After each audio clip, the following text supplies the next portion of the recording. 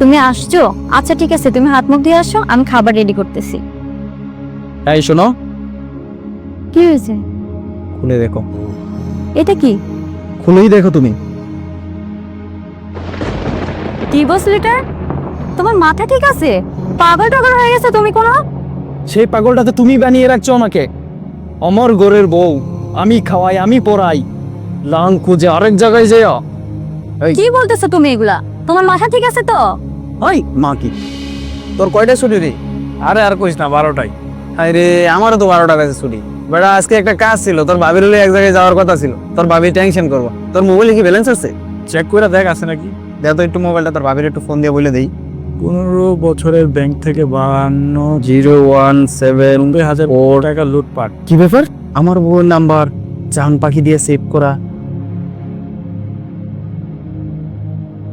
Hello জান, কেমন আছো?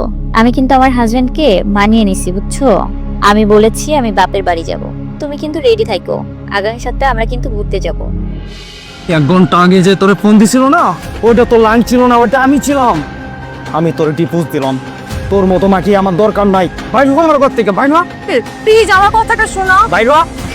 কোনো কথা শুনবো না, বাইর হ। আমার কথাটা শোনো। এভাবেই আমাদের সমাজে সংসারগুলো নষ্ট হয়ে যাচ্ছে।